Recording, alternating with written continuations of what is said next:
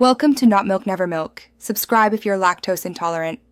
You start by preparing the right tools and minimizing damage. Torx T8 is essential, plus pry picks and a magnetic tray.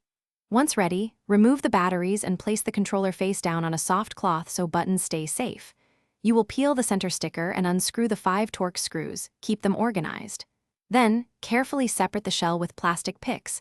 Avoid metal tools that can crack clips. As you open, watch the ribbon cables so you don't stress them.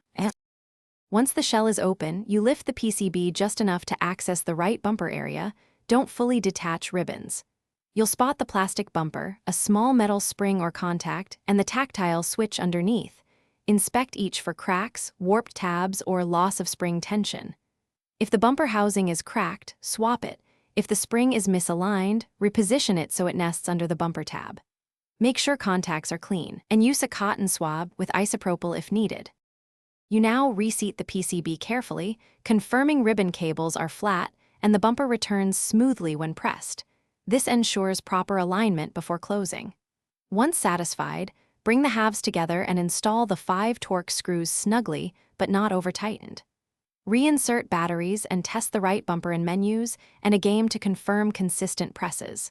If problems persist, try a replacement bumper kit or inspect the switch solder joints.